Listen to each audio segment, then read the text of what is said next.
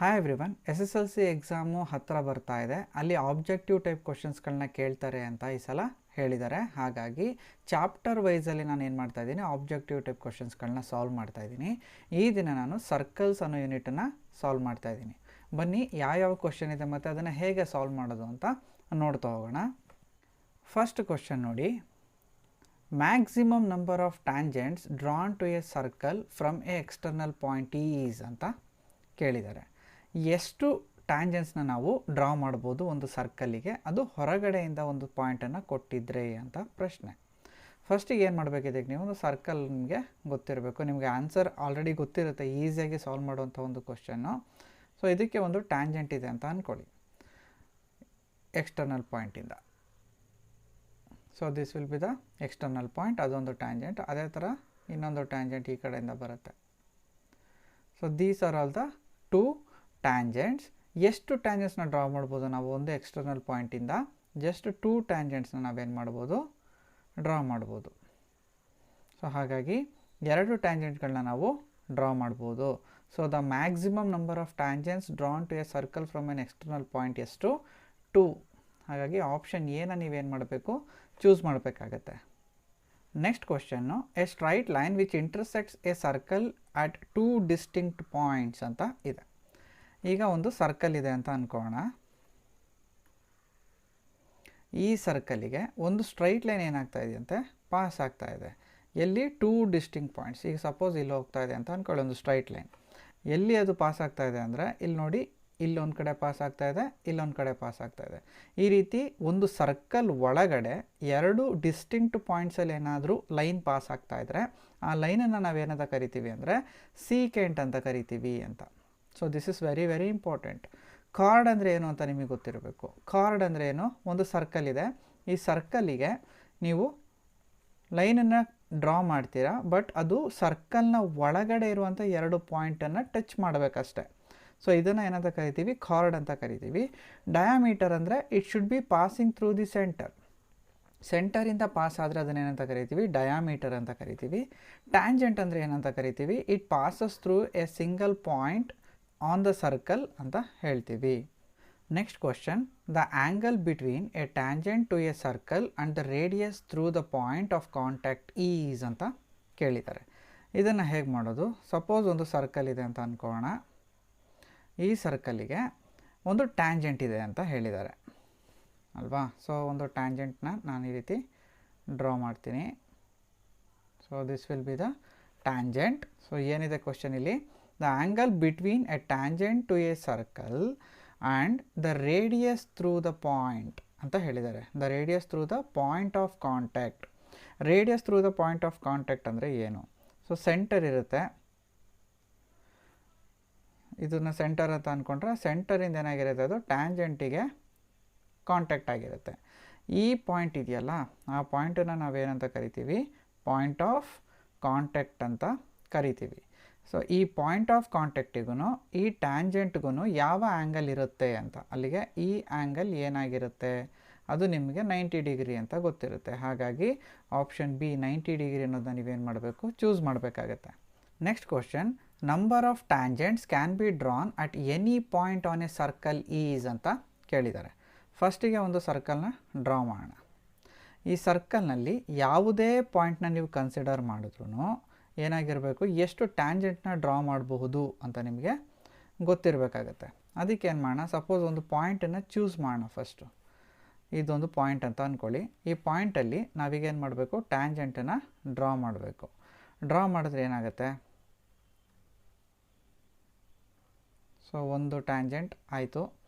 ಅದೇ ಥರ ಈ ಕಡೆಯಿಂದ ಮಾಡಿದ್ರೆ ಏನಾಗುತ್ತೆ, ಸೊ ಈ ರೀತಿ ಹೋಗುತ್ತೆ. ಸೊ ಇನ್ನು ನೀವು ಯಾವ ಕಡೆಯಿಂದ ಟ್ರೈ ಮಾಡಿದ್ರೂ ಕೂಡ ಟ್ಯಾಂಜೆಂಟ್ ಬರೋದಿಲ್ಲ, only this will be the tangent. ಬರೀ ಇದೊಂದೇ ಟ್ಯಾಂಜೆಂಟ್ ಬರೋವಂಥದ್ದು. ಹಾಗಾಗಿ ಒಂದು ಪಾಯಿಂಟಿಗೆ ನಾವು ಒಂದು ಟ್ಯಾಂಜೆಂಟ್ನ ಮಾತ್ರ ಡ್ರಾ ಮಾಡ್ಬೋದು. ಆಪ್ಷನ್ ಎ ಇದಕ್ಕೆ ಸರಿಯಾದಂಥ ಉತ್ತರ ಆಗಿರುತ್ತೆ.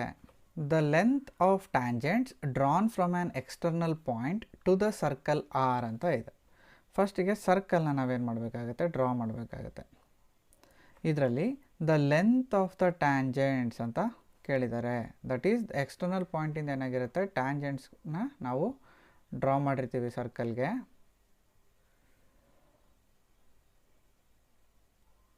ಈ ರೀತಿ ಡ್ರಾ ಮಾಡಿದ್ದೀವಲ್ಲ, ಇಲ್ಲಿ ಪಾಯಿಂಟ್ ಆಫ್ ಕಾಂಟ್ಯಾಕ್ಟ್ ಇರುತ್ತೆ. ಯಾವುದಕ್ಕೆ? ಸರ್ಕಲ್ ಮೇಲೆ. ಆ ಪಾಯಿಂಟ್ ಆಫ್ ಕಾಂಟ್ಯಾಕ್ಟ್ ಇದು ಅಂತ ಅಂದ್ಕೊಳ್ಳೋಣ. ಅಲ್ಲಿಗೆ ಈ ಡಿಸ್ಟೆನ್ಸಿಗೆ ಏನಾಗಿರುತ್ತೆ ಅಂತ ಪ್ರಶ್ನೆ ಅಲ್ವಾ? ಇವೆರಡೂ ಡಿಸ್ಟೆನ್ಸ್ ಏನಾಗಿರುತ್ತೆ ಅಂದರೆ ಈಕ್ವಲ್ ಆಗಿರುತ್ತೆ ಅಂತ ನಮಗೆ ಗೊತ್ತಿದೆ. ಹಾಗಾಗಿ ಇದಕ್ಕೆ ಆನ್ಸರ್ ಏನಾಗುತ್ತೆ? ಆಪ್ಷನ್ ಎ ಈಕ್ವಲ್ ಅನ್ನೋದು ಸರಿಯಾದಂಥ ಉತ್ತರ ಆಗಿರುತ್ತೆ. ಸೊ ಇದು ಒಂದು ಥಿಯರಮ್ಮು. ಈ ಥಿಯರಮ್ನ ನೀವು ಪ್ರೂವ್ ಮಾಡಿದ್ದೀರಾ. The length of tangents drawn from an external point to the circle are always equal ಅಂತ. Next question, tangents drawn at extremities of the diameter of a circle are ಅಂತ ಕೇಳಿದ್ದಾರೆ. ಫಸ್ಟು ಒಂದು ಸರ್ಕಲ್ನ ನಾವೇನು ಮಾಡಬೇಕಾಗುತ್ತೆ? ಡ್ರಾ ಮಾಡಬೇಕಾಗುತ್ತೆ. So ಇದಕ್ಕೆ ಏನಂತ ಹೇಳಿದ್ದಾರೆ? ಡಯಾಮೀಟರ್ ಇದೆ ಅಂತ ಹೇಳಿದ್ದಾರೆ. ಇದು ಡಯಾಮೀಟರ್. ಈ ಡಯಾಮೀಟರ್ನ ಪಾಯಿಂಟ್ಸ್ ಇದೆಯಲ್ಲ, ಸೊ ಈ ಪಾಯಿಂಟ್ಸ್ಗಳು ಯಾವುದಾದಿದೆ ಇಲ್ಲಿ? ಈ ಕಡೆ ಒಂದು ಪಾಯಿಂಟ್ ಇದೆ, ಅದೇ ಥರ ಈ ಕಡೆ ಒಂದು ಪಾಯಿಂಟ್ ಇದೆ ಸರ್ಕಲ್ ಮೇಲೆ. ಇದಕ್ಕೆ ನಾವೇನು ಮಾಡಬೇಕು? ಟ್ಯಾಂಜೆಂಟ್ಸನ್ನು ಡ್ರಾ ಮಾಡಿದ್ರೆ ಆ ಎರಡೂ ಟ್ಯಾಂಜೆಂಟ್ಸ್ ಏನಾಗಿರುತ್ತೆ ಅಂತ. ಸೊ ಡ್ರಾ ಮಾಡೋಣ. ಇಲ್ಲಿಂದ ಒಂದು ಟ್ಯಾಂಜೆಂಟನ್ನು ಡ್ರಾ ಮಾಡ್ತಾಯಿದ್ದೀನಿ. ಅದೇ ಥರ ಈ ಕಡೆನೂ ಕೂಡ ಒಂದು ಟ್ಯಾಂಜೆಂಟ್ನ ಡ್ರಾ ಮಾಡ್ತೀನಿ. ಸೊ ಏನಾಗಿರುತ್ತೆ? ಇವೆರಡು ಟ್ಯಾಂಜೆಂಟ್ಸ್ಗಳು ಪ್ಯಾರಲಲ್ ಆಗಿರುತ್ತೆ. ಅಂದರೆ ಡಿಸ್ಟೆನ್ಸ್ ಏನಾಗಿರುತ್ತೆ? The distance between these two lines are constant ಆಗಿರುತ್ತೆ. ಹಾಗಾಗಿ ಎರಡೂ ಲೈನ್ ಏನಾಗಿರುತ್ತೆ? ಪ್ಯಾರಲಲ್ ಆಗಿರುತ್ತೆ. Tangents drawn at extremities of a diameter. ಈ ಡಯಾಮೀಟರ್ ಎಕ್ಸ್ಟ್ರಿಮಿಟೀಸ್ನಲ್ಲಿ ನಾವೇನಾದರೂ ಟ್ಯಾಂಜೆಂಟನ್ನು ಡ್ರಾ ಮಾಡಿದ್ರೆ it's always parallel to each other. Option B ಇದಕ್ಕೆ ಸರಿಯಾದಂತಹ ಉತ್ತರ ಆಗಿರುತ್ತೆ. Next question, a line through point of contact and passing through the centre of circle is known as ಅಂತ ಕೇಳಿದ್ದಾರೆ. ಏನು ಹೇಳಿದ್ದಾರೆ? ಒಂದು ಸರ್ಕಲ್ ಬೇಕು ನಮಗೆ. ಆ ಸರ್ಕಲಿಗೆ ಒಂದು ಟ್ಯಾಂಜೆಂಟ್ ಇರಬೇಕಾಗುತ್ತೆ. ಟ್ಯಾಂಜೆಂಟನ್ನು ಡ್ರಾ ಮಾಡ್ತೀನಿ. ಕ್ವಶನಲ್ಲಿ ಏನು ಹೇಳಿದ್ದಾರೆ? The line passing through point of contact and passing through the centre of circle ಅಂತ. Suppose assume this is the centre of the circle, then ಈ ಪಾಯಿಂಟ್ ಆಫ್ ಕಾಂಟ್ಯಾಕ್ಟ್ ಏನಿದೆ ಅಲ್ಲಿಂದ ಏನಾಗಬೇಕು? ಲೈನು ಸೆಂಟರ್ ಆಫ್ ದಿ ಸರ್ಕಲಿಂದ pass ಆಗಬೇಕಂತೆ. ಅದನ್ನು draw ಮಾಡ್ತೀನಿ. ನೋಡಿ, ಇದು ಪಾಯಿಂಟ್ ಆಫ್ ಕಾಂಟ್ಯಾಕ್ಟ್ ಅಂತ ಅಂದ್ಕೊಳ್ಳಿ. ಸೆಂಟರಿಂದ ಏನಾಗ್ತಾಯಿದೆ? ಲೈನ್ ಪಾಸ್ ಆಗ್ತಾಯಿದೆ. ಪಾಸಾಗಿ ಇನ್ನೊಂದು ಕಡೆಗೆ ಜಾಯಿನ್ ಆಗಿದೆ. ಇದನ್ನು ನಾವು ಏನಂತ ಕರಿತೀವಿ ಅಂತ ಕೇಳಿದ್ದಾರೆ ಅಲ್ವಾ? ಆ ಲೈನನ್ನು ನಾವೇನಂತ ಕರಿತೀವಿ? So this is look like A diameter ಅಲ್ವಾ? ಬಟ್ ಆ ಡಯಾಮೀಟರ್ ಅನ್ನೋದು ಆಪ್ಷನಲ್ಲಿ ಇಲ್ಲ. ಹಾಗಿದ್ರೆ ಯಾವುದನ್ನು ಚೂಸ್ ಮಾಡಬೇಕು? ಡಯಾಮೀಟರ್ ಅಲ್ಲ ಅಂದರೆ ಆಪ್ಷನ್ಸ್ ಏನೇನಿದೆ ಅಂತ ನೋಡೋಣ. ಇದು ಒಟ್ಟಿನ ಡಯಾಮೀಟರ್ ಅನ್ನೋದು ಆಪ್ಷನ್ ಇರಬೇಕಿತ್ತು, ಇಲ್ಲ. ನೆಕ್ಸ್ಟ್ ಏನಿದೆ? ಟ್ಯಾಂಜೆಂಟು. ಟ್ಯಾಂಜೆಂಟ್ ಆಗೋಕ್ಕೆ ಸಾಧ್ಯನೇ ಇಲ್ಲ ಈ ಲೈನು, ಯಾಕೆಂದರೆ ಅದು ಸರ್ಕಲ್ನ ಒಳಗಿದೆ. ಹಾಗಾಗಿ ಟ್ಯಾಂಜೆಂಟ್ ಆಗೋಲ್ಲ. ಸೀಕೆಂಟ್ ಅಂತ ಹೇಳಿದ್ರೆ ಈ ಲೈನ್ ಏನಾಗಿರಬೇಕು? ಎರಡೂ ಪಾಯಿಂಟ್ಸ್ಗಳನ್ನ ಕ್ರಾಸ್ ಮಾಡಿ ಮುಂದುವರೆದಿರಬೇಕಾಗತ್ತೆ ಸೀಕೆಂಟ್ ಅಂತ ಹೇಳಬೇಕು ಅಂದರೆ. ಸೊ ಇದು ಪಾಸ್ ಆಗಿಲ್ಲ, ಹಾಗಾಗಿ ಸೀಕೆಂಟ್ ಕೂಡ ಅಲ್ಲ. ನೆಕ್ಸ್ಟ್ ಕಾರ್ಡ್ ಅಂತ ಇದೆ. ಸೊ ಇದು ಕಾರ್ಡ್ ಆಗೋ ಸಾಧ್ಯತೆ ಇದೆ. ನಾನು ನಿಮ್ಗೆ ಆವಾಗಲೇ ಹೇಳಿದ್ದೆ, ಕಾರ್ಡ್ ಅಂದರೆ ಏನು? ಒಂದು ಸರ್ಕಲ್ ಇರುತ್ತೆ, ಎರಡು ಪಾಯಿಂಟ್ಗಳನ್ನ ಅದೇನಾಗಿರಬೇಕು? ಜಾಯಿನ್ ಮಾಡಿರಬೇಕು. ಅದನ್ನೇನಂತ ಕರಿತೀವಿ? ಕಾರ್ಡ್ ಅಂತ ಕರಿತೀವಿ. ಸೊ ಇದನ್ನು ಕಾರ್ಡ್ ಅಂತ ಕರಿಬಹುದು. ನೆಕ್ಸ್ಟ್ ಸೆಗ್ಮೆಂಟ್ ಅಂತ ಇದೆ. ಇದನ್ನು ಸೆಗ್ಮೆಂಟ್ ಅಂತ ಕೂಡ ಕರೆಯೋದಕ್ಕೆ ಆಗೋದಿಲ್ಲ. ಹಾಗಾಗಿ ಕಾರ್ಡ್ ಅನ್ನೋದು ಇದಕ್ಕೆ ಸರಿಯಾದಂಥ ಉತ್ತರ. Diameter is also a chord to a circle. The longest chord in a circle is called diameter ಅನ್ನೋದು ಕೂಡ ನಿಮಗೆ ಗೊತ್ತಿದೆ. Next question, if the angle between the two tangents to a circle is 40 degree, then the angle between the radii is ಅಂತ ಕೇಳಿದ್ದಾರೆ. If an angle between the two tangents, angle between the two ಟ್ಯಾಂಜೆಂಟ್ಸ್ನ ಕೊಟ್ಟಿದ್ದಾರೆ. Then angle between the ರೇಡಿಯೈನ ಕಂಡುಹಿಡಿಯೋಕೆ ಕೇಳಿದ್ದಾರೆ. ಫಸ್ಟಿಗೆ ಇದಕ್ಕೆ ಏನು ಮಾಡಬೇಕಾಗತ್ತೆ? ನಮಗೆ ಸರ್ಕಲ್ ಬೇಕಾಗುತ್ತೆ. ಸರ್ಕಲನ್ನು ಡ್ರಾ ಮಾಡೋಣ. ಇದಕ್ಕೇನಾಗಿರಬೇಕು? ಟೂ ಟ್ಯಾಂಜೆಂಟ್ಸ್ಗಳನ್ನ ಏನು ಮಾಡಬೇಕಾಗುತ್ತೆ? ಈಗ ಡ್ರಾ ಮಾಡಬೇಕಾಗುತ್ತೆ. This is the center to the circle. ಇದನ್ನು ರೇಡಿಯಸ್ ಅಂತ ಅಂದ್ಕೊಳ್ಳೋಣ. ಎಸ್, ಈ ರೀತಿ ಬಂತು. ಈಗ ಏನು ಕೊಟ್ಟಿದ್ದಾರೆ ಅದನ್ನು ನಾವು ಪ್ರೂವ್ ಮಾಡಬೇಕಾಗುತ್ತೆ. ಏನು ಹೇಳಿದ್ದಾರೆ? If the angle between the two tangents to a circle is 40 degree. ಈ ಆ್ಯಂಗಲ್ ಇದೆಯಲ್ಲ, ಇದನ್ನು 40 ಡಿಗ್ರಿ ಅಂತ ಕೊಟ್ಟಿದ್ದಾರೆ. Then the angle between the radii is ಅಂತ. ಅಲ್ಲಿಗೆ ಈ ಎರಡೂ ರೇಡಿಯಸ್ಗಳ ನಡುವೆ ಇರುವಂಥ ಆ್ಯಂಗಲ್ ಏನು ಅಂತ ಪ್ರಶ್ನೆಯನ್ನು ಕೇಳಿದ್ದಾರೆ. ಇದನ್ನು ಸಾಲ್ವ್ ಮಾಡಬೇಕು ಅಂದರೆ ಸೆಂಟರ್ನ ಓ ಅಂತ ಕರೆಯೋಣ. ಇದನ್ನು ಪಿ ಅಂತ ಕರೆದ್ರೆ ಇದನ್ನು ಕ್ಯೂ ಮತ್ತು ಇದನ್ನು ಆರ್ ಅಂತ ಕರೆಯೋಣ. ಇದನ್ನು ನೋಡಿ ನೀವು, so P Q O R ಅನ್ನೋದೇನಾಯಿತು, ಒಂದು ಕ್ವಾಡ್ರಿಲ್ಯಾಟ್ರಲ್ ಆಯಿತು. ಮತ್ತು ನಿಮಗೆ ಗೊತ್ತಿದೆ ಪಿ ಆರ್ ಒ ಅಂದರೆ ಏನು, ಈ ಆ್ಯಂಗಲ್ಲು 90 ಡಿಗ್ರಿ ಅಂತ ಗೊತ್ತಿದೆ. ಅದೇ ಥರ ಪಿ ಕ್ಯೂ ಒ ಎಷ್ಟು, 90 ಡಿಗ್ರಿ ಅಂತ ಗೊತ್ತಿದೆ.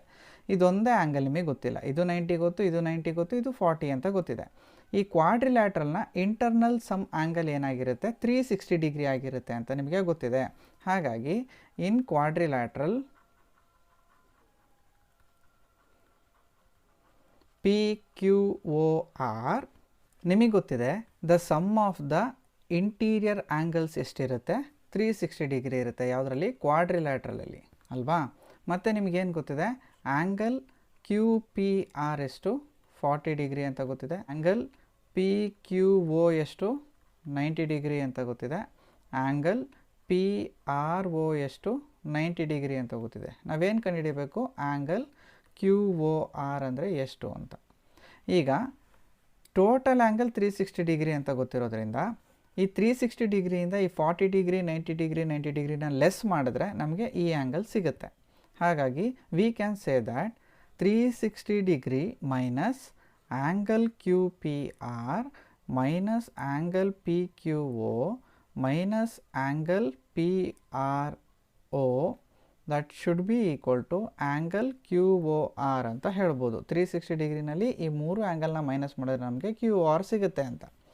ಇದು 360 ಡಿಗ್ರಿ ಅಂತ ಗೊತ್ತಿದೆ. ಮೈನಸ್ ಕ್ಯೂ ಪಿ ಆರ್ ಎಷ್ಟು, 40 degree minus P Q O ಎಷ್ಟು, 90 degree minus P R O ಎಷ್ಟು, 90 degree is equal to angle Q O R ಅಂತ.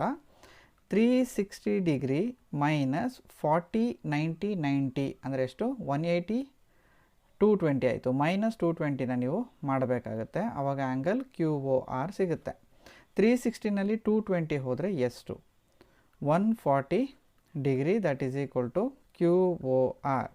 ದೇರ್ಫೋರ್ ಆ್ಯಂಗಲ್ ಎಷ್ಟಿರುತ್ತೆ, ರೇಡಿಯಸ್ಗಳ ಮಧ್ಯೆ 140 ಡಿಗ್ರಿ ಇರುತ್ತೆ. ಯಾವಾಗ ಟ್ಯಾಂಜೆಂಟ್ಸ್ಗಳ ಮಧ್ಯೆ 40 ಡಿಗ್ರಿ ಇದ್ದರೆ ರೇಡಿಯಸ್ಗಳ ಮಧ್ಯೆ ಎಷ್ಟು ಆ್ಯಂಗಲ್ ಇರುತ್ತೆ, 140 ಡಿಗ್ರಿ ಇರುತ್ತೆ. ಅದು ಆಪ್ಷನ್ ಸಿ ನಲ್ಲಿದೆ. ಹಾಗಾಗಿ ಆಪ್ಷನ್ ಸಿ ಇದಕ್ಕೆ ಸರಿಯಾದಂತಹ ಉತ್ತರ ಆಗಿರುತ್ತೆ. Next question, distance between two parallel tangents of a circle of radius 3.5 centimetre is ಅಂತ ಕೇಳಿದ್ದಾರೆ.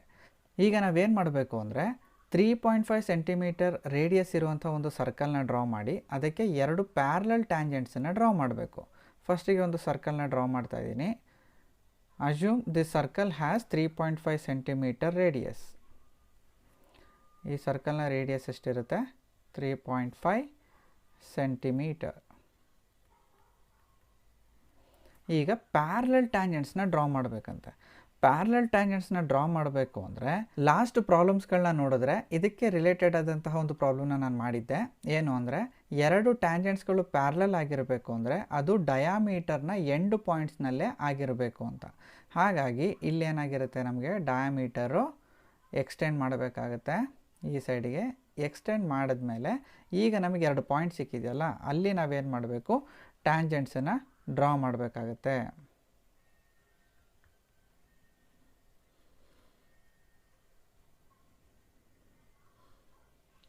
ಈ ರೀತಿ ಟ್ಯಾಂಜೆಂಟ್ಸ್ಗಳನ್ನ ಡ್ರಾ ಮಾಡಿದಾಗ ಇವೆರಡು ನಮಗೇನಾಗಿದೆ, ಪ್ಯಾರಲಲ್ ಟ್ಯಾಂಜೆಂಟ್ಸ್ ಆಗಿದೆ ಅಂತ ಗೊತ್ತಾಯಿತು.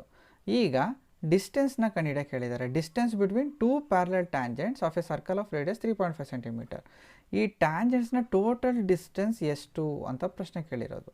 ನಮಗೆ ರೇಡಿಯಸ್ ಗೊತ್ತು 3.5 ಸೆಂಟಿಮೀಟರ್. ಇಲ್ಲಿಂದ ಇಲ್ಲಿಗೆ 3.5 ಸೆಂಟಿಮೀಟರ್, ಇಲ್ಲಿಂದ ಇಲ್ಲಿಗೆ 3.5 ಸೆಂಟಿಮೀಟರ್. ಅವೆರಡನ್ನು ಪ್ಲಸ್ ಮಾಡಿದ್ರೆ 7 ಸೆಂಟಿಮೀಟರ್ ಬರುತ್ತೆ. ಹಾಗಾಗಿ ಡಬಲ್ ದ ಡಿಸ್ಟೆನ್ಸ್ ಅಂದರೆ ಇದು ರೇಡಿಯಸ್ ಆಗಿದ್ದರೆ ಅದರ ಡಬಲ್ ಮಾಡಿದ್ರೆ ಡಯಾಮೀಟರ್ ಆಗಿರುತ್ತೆ. ಡಯಾಮೀಟರ್ ಡಿಸ್ಟೆನ್ಸೇ ಇವೆರಡು ಟ್ಯಾಂಜೆಂಟಿನ ಡಿಸ್ಟೆನ್ಸ್ ಆಗಿರುತ್ತೆ. ಹಾಗಾಗಿ ಆಪ್ಷನ್ ಬಿ 7 ಸೆಂಟಿಮೀಟರ್ ಅನ್ನೋದು ಇದಕ್ಕೆ ಸರಿಯಾದಂತಹ ಉತ್ತರ ಆಗಿರುತ್ತೆ.